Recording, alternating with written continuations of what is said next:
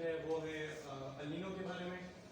जो कि एक फिनोमेना है हमारे पास। तो अपने इस प्रेजेंटेशन टॉपिक को जो है हमेशा की तरह मैंने कुछ हिस्सों में जो है वो है डिवाइड किया है। इस तरह के है आपके सामने कि अल नीनो हमारे पास क्या होता है, मतलब अल नीनो क्या चीज़ है, इसका जो नाम है अल नीनो, ये हमारे पास कहाँ से आया है, ये हमारे साथ अल नीनो जो है हमारे पास खास किस तरह होता है, इसके अलावा इसके जो है हमारे ऊपर क्या असर है, इसके इफेक्ट्स क्या है हमारे पास। वाकई में जो है अब तक रिकॉर्डेड हिस्ट्री में जो है हमारे पास सबसे बड़ा अल नीनो जो है वो कहाँ कब आ चुका है। तो सबसे पहले बात करते हैं अल नीनो की कि अल नीनो क्या है। तो अल नीनो जो है बेसिकली इसको ज़्यादा लोग जो है वो उसको स्ट्रॉन्ग के साथ जो है तूफान के साथ जो है वो इसको इंटरचेंजेबल जो है यूज़ करते हैं, लेकिन असल में ये जो है ये कोई तूफान वगैरह नहीं है, बल्कि ये जो है हमारे पास एक वेदर फिनोमेना है जो हमारे पास स्पेसिफिक ओशन में जो है हमारे पास ऑकर होता है। इसमें हमारे साथ क्या होता है, इसमें हमारे पास वार्म वाटर होता है, यानी पैसिफिक ओशन का जो वाटर है वो हमारे पास वार्म हो जाता है और वो हमारे पास जो है वेस्ट से ईस्ट वर्ड की तरफ जो है वो मूव करने लगता है। वो वाला वाटर जो हमारे पास ओशन सरफेस के ऊपर होता है वो वाला वाटर।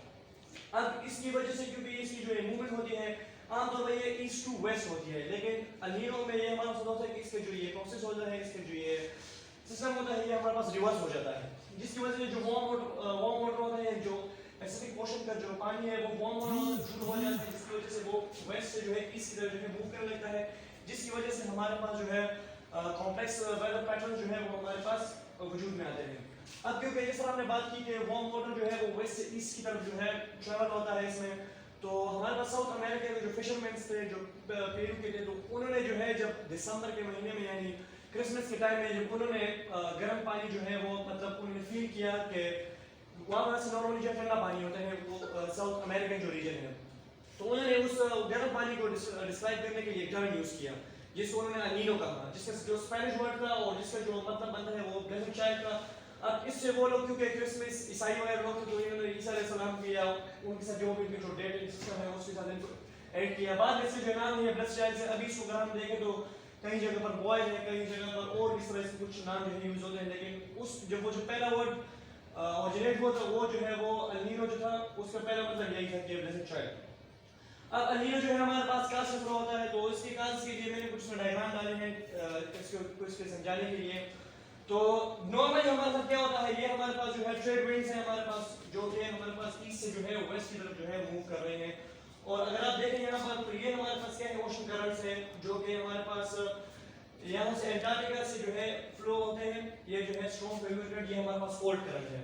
जो यहाँ पर साउथ अमेरिका से आती है, अपविंड होकर जो है इस तरफ जो है वेस्ट की तरफ जो है हमारे पास मूव करती है। और इसके जो मूवमेंट है ये क्योंकि रोटेशन ऑफ अर्थ की वजह से और बिकॉज ऑफ हाई और लो प्रेशर की वजह से, क्योंकि आपको पता है कि जो कोल्ड करंट्स होते हैं वो हाई प्रेशर होते हैं, वो वार्म करंट्स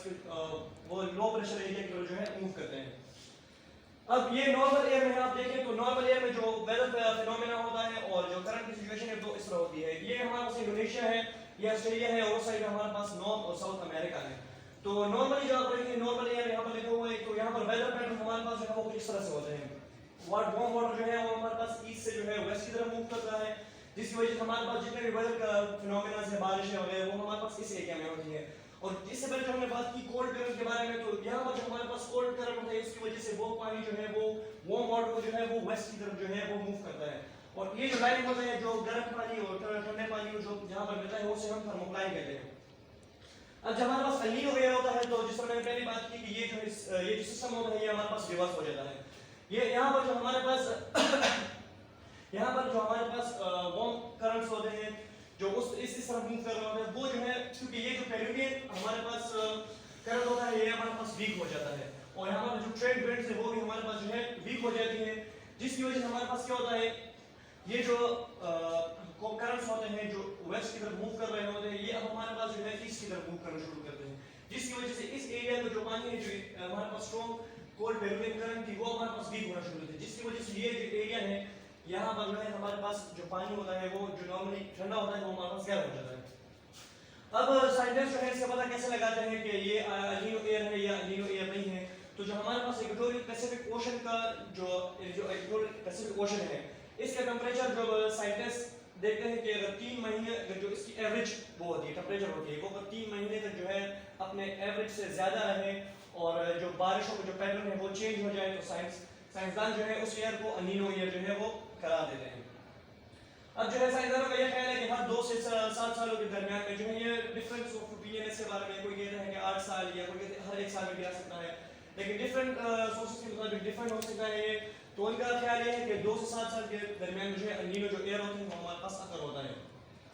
अब अल नीनो के इफेक्ट्स क्या है हमारे पास, यानी इंसानों में इसके क्या इफेक्ट्स है या जानवरों पे या वाटर में इसके क्या इफेक्ट्स हैं। तो सबसे पहले बात करते हैं कि ओशन में जो है अल नीनो के हमारे पास क्या इफेक्ट्स है। तो नॉर्मली हमारे पास ऐसा होता है कि जो सॉरी जो हमारे पास कोल्ड वाटर होता है उसमें वो हमारे पास रिच न्यूट्रिएंट्स होता है, क्योंकि जो जिसके जिस तरह हमने बात की पेरुवियन करंट के बारे में, तो साउथ अमेरिका के जो कोस्टल एरिया है अपविंड की वजह से वहाँ पर जो है काफ़ी है फिशरी जो है इनका जो बिजनेस है इन कंट्रीज का, जैसे कि इक्वाडोर और चिले और पेरू वगैरह, तो इनकी जो ज़्यादातर वो है इकोनॉमी है तो ये यानी फिशिंग बेस है। तो जब हमारे पास अल नीनो होकर होता है तो क्या होता है हमारे पास, जब अल नीनो हमारे पास होकर होता है तो वार्म वाटर जो है ये आप देख सकते हैं ये रेड में ये वार्म वाटर है, ये जो है जिस हमने पहले बात की कि ये कोल्ड वाटर को जो है ये डाउन कर देता है। ये हमारा देखें वार्म वाटर जो है उन्होंने कोल्ड वाटर को डाउन कर दिया है, जिसकी वजह से जो न्यूट्रिएंट्स होते हैं यहाँ पर आप देख सकते हैं ये वाइट ये नीचे चले जाते हैं, और जिसकी वजह से वो जो मछलियाँ होती हैं वो हमारे पास माइग्रेट कर जाती हैं कोल्ड वाटर की तरफ जो नीचे चला जाता है। तो जिसकी वजह से जो है इन कंट्रीज में जो है यहाँ पर बिल्कुल ये मछलियाँ उनको नहीं मिलती, और जिस मैंने पहले बात की कि उनका जो सब इकोनॉमी है वो सारा इससे फिशरी बेस है, तो इससे उनको बहुत बड़ा लॉस होता है और मछलियाँ भी जो है बड़ी मिलती है। अब इससे जो है लैंड के ऊपर क्या असर है इसके बारे में बात करते हैं। तो ऐसा होता है हमारे पास जिस तरह हमने बात की कि अब नॉर्थ अमेरिका और साउथ अमेरिका की तरफ जो हमारे पास गर्म पानी आ जाता है, तो इससे क्या होता है उससे हमारे पास जो है वार्म मॉइस्चर एयर जो है अब वो हमारे पास इस साइड पे जो है बनना शुरू हो जाती है, जो पहले हमारे साथ इस साइड पे बनना शुरू होती थी। अब उसकी वजह से हमारे पास क्या होता है,